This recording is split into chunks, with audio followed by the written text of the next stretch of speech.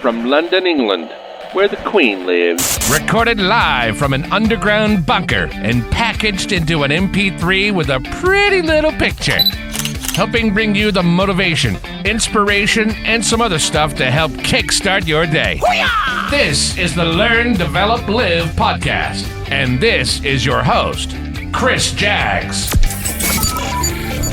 Join the motivation. Join the motivation. Welcome to the Learn, Develop, Live podcast. My name is Chris Jaggs. I'm your host for the podcast and creator of the Learn, Develop, Live method. How are you doing on this fine day? Have you ever had regrets about something? We often hear those people who claim they don't have any regrets at all. But whether they admit it or not, and probably not, everyone in the universe will have to deal with regret or regrets at some point in their life. Like most things in the world, different people handle all sorts of things in many different ways. Making a mistake at work, cancel that meetup with friends which sound amazing afterwards, not taking that job you're offered, or moving somewhere new. How about ending that relationship in the heat of the moment? It's all relevant, and it's all about the regrets people have despite what they say. Regrets can haunt us, torture us, and if dwelled upon, they can continually drain your energy and spirit, swallow you whole before possibly spitting you out. Lovely. Where do you stand on regrets? Do you have one or two? Do you dwell on them? Or do you just live a hardcore life that what has happened has happened? Let's move on. We all have regrets. We're all human. Well, some people are debatable, probably aliens in disguise, but that's another type of podcast.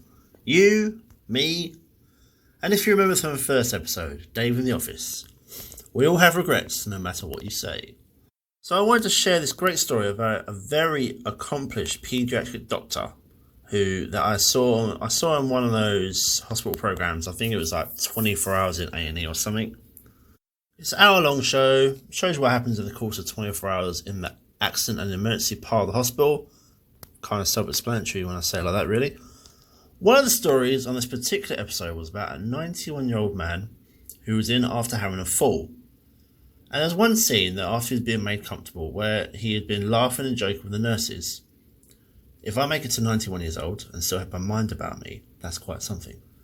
And it emerged that he used to be a pediatric consultant. So working with the kiddies in a hospital. Throughout some of the cutscenes where they've been interviewing him after he's left the hospital, his story was being told. Originally from New Zealand, he came over to do his diplomas, and once completed, as he was about to leave the UK to go back home, he was offered a job at the world famous Guy's Hospital, and if they wanted him, then he must have been pretty good. After taking the job, he spent the rest of his life in the UK and achieved countless things. There was one shot showing the amount of certificates that were on his wall, and he clearly achieved great things during his career. He was even awarded an OBE back in 1986 in recognition for his work with his profession. This is the story of one man who dedicated his life to his profession, to helping other people, helping families who had sick children, and as a parent, it's those people that it's not until they come into your life and help your child when they need it the absolute most. It's only when you see what true these people, doctors, nurses, paramedics, consultants, and any other people that I haven't mentioned, these are the real heroes out there, making a difference to every single life they meet, every single day. So we have this one man who, despite dedicating his life, like so many others do, this man still has regrets. And the biggest one wasn't anything to do with his career. It was what he missed because of his career. His biggest regret was taking the job at Guy's Hospital, because that wasn't part of the plan. The plan was, after diplomas, go back home to New Zealand, continue the medical career there. He said it was more likely that had he gone back to New Zealand, he would have may well have started a family. I think he was just so career focused being at Guy's Hospital and the status of the place, clearly how talented he was at his job. His job was his life.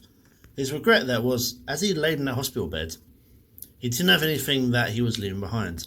The only person he could call family was a friend he met who had moved over from Spain some years following on from a divorce. But here he is in the hospital bed. He was playing back his life.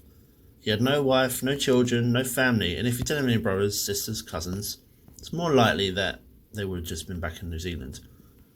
He wasn't leaving behind any sort of legacy. The man himself came across in the interview as very nice. He was very friendly and you could probably have a good laugh with him. But despite what he achieved in his career, he still had regrets. Despite being at the peak of his profession, helping probably thousands of people during his career, he still had regrets. Despite the amount of honours, certificates and probably bank balance he had, you can't take this to the grave. You aren't going to be remembered because you have a wall full of paper. If you have a family, then those are the people that will be around your bedside in those closing moments at the end of the road. So let's look at life. It can't all be work, work, work, can it? For a start, it's not healthy, and at the same time, what about that part of your life that you're meant to be living it for? Experiencing what the world and the people in it have to offer. There is a lot of good in this one man's story, but it's not about the good. It's about what he didn't do, what he regrets that he didn't do, and the feelings that gave him when he was laying in the hospital bed at age 91, just looking back at his life. Think about your own life. There is always something there to distract you from getting around to certain things. We all know we should be doing it. Going to football practice, that dance show that your little girl was in, seeing your parents at the weekend but cancelling because you wanted to work instead. You know you're neglecting things. You know there are more important things in the world to do. But you put it to one side and say, I'll go to the next football practice. There'll be another dance show. See the folks at the weekend. But what about if something happens? Maybe someone you know, similar to your age, maybe they suddenly pass away. But they were so healthy and fit, weren't they? Why did that happen? It's about that moment that you begin to really think about your biggest regrets and what they would be if you're sitting on your deathbed. Much like the man in the show, he began to think. So what do you regret? Do you have regrets? I'm sure you do, even if you don't think you have. Here's a list of some of the things you may well regret during your life. Do any of these ring any bells? Working so much at the expense of friends and family. Remember that work-life balance that so many people don't have? Well, this is a main cause of why either your friendships have suffered or fallen apart, or why you might not be as close as should be with family members. If you stay late to keep the boss happy but miss out on that family birthday, you can make up for the weekend, can't you? But then you end up working. It happens more often than you actually think. Breaking up with the one you love. One of the biggest regrets for so many is based around dumping someone or being dumped yourself. You think of what could have been, how life could have ended up, and what did you do that made them want to end it? Maybe you ended it, and now you think about it, you don't actually know why. Then you try and get them back, and they don't want you. What if, eh? Time with the kids. So many parents take their kids' childhood for granted. One day they'll learn how to walk, and then with a blink of eye, off they go to university. Mixed in with working too much, or just not having much interest, missing out on the time that you could have had with your children is massive, and you will never get that chance back, unless you've got that time machine. Treasure the time with your kids, days out, plenty of photos, and be a huge influence on the person they grow up to be. Not taking care of your own health. Health isn't at the front of many people's minds, but it really should be. When you're young, you can eat and drink as much as you like, you don't put any weight on, no regular exercise, and then one day, you look in the mirror thinking, why didn't I just look after myself when I was younger? And my last one, not following your dreams. You really can't please everyone, but you can if you don't please yourself.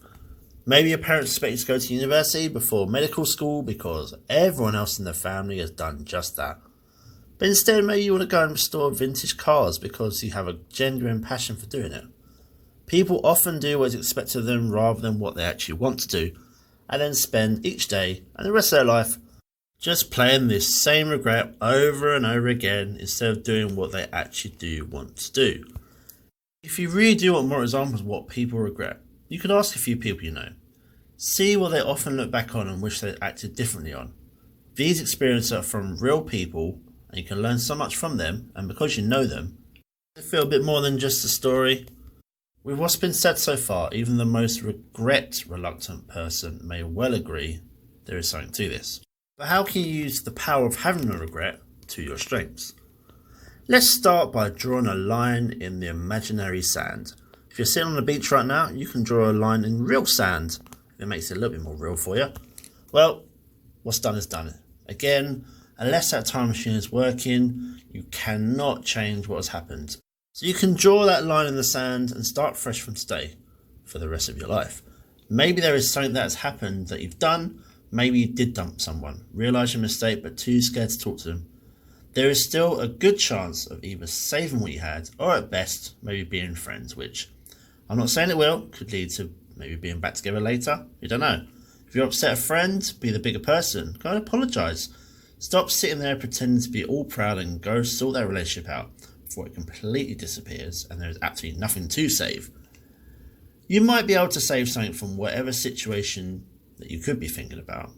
But this is going to need you to get off your backside and start putting something in motion. After all, if you try it doesn't work, at least you know and you've learned from that, despite how hard the lesson has been. Take some action. Any kind of action, as long as it's productive and looking to improve your current situation.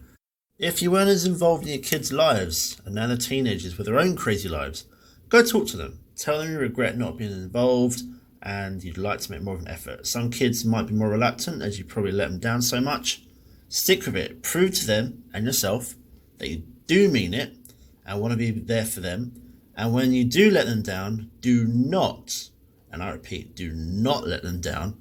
Otherwise that wall they built before is going to be twice as high. Bury the hatchet over a dispute you had with a friend or a member of your family. Life is too short. For every minute that makes you angry, you lose a minute of being happy. Simple, but true. One of the biggest things here to learn from your mistakes, the mistakes that led to the regrets. What did you learn from the whole experience apart from calling yourself an idiot a million times? Yes, you made a mistake, but you can only learn from making mistakes. Look, for the possible silver linings there may be, a good example may be where a marriage or relationship broke up. It's beyond repair, but you had several children between you and your ex-other half. Celebrate the fact that you're a parent and you put your time and energy into your kids instead. What can you listen to this do to even try and fix a regret or something you haven't dealt with properly? There's plenty of examples out there and hopefully you have still got plenty of time to do something about them. Your life isn't defined by your past actions. Moving forward, focus on the good things you're doing right now. Did you help a friend move? Take your kids out for the day? It's all really good stuff. Focusing on the way you've succeeded floods the brains, or brain, unless you've got two, floods them with good thoughts which help shut down the negative self-hate cycle. Spend a few moments each day thinking about everything that went right. What are you grateful for? What went right? In what ways did you succeed or help your friends succeed? Switching your focus will soon improve your overall outlook. What are you going to do today? What are you going to start today that will move you on from the past but set up an incredible tomorrow? What are you going to do with the rest of your life to ensure you don't experience any of these regrets later? Or when you're in hospital preparing to say goodbye, and that really is the harsh reality of it all. Hey, can we talk about this a bit more? I'd like to help you look at what regrets you have and what we can do to move on, what you can do to move on in your life, and if those regrets are still talking to you in the back of your mind, what can you do to get rid of them? If it's not regrets and you have something else in your mind, you can go to my calendar at ldlcall.com, book your 30-minute free call, and I'll call you live and direct. Let's see what the Learn to Live method can do for you, and I will see you in the next one. Goodbye. What? It's over already? All over. Thank you for listening to the Learn, Develop, Live podcast. I hope you feel as warm, motivated, and fuzzy inside as I do.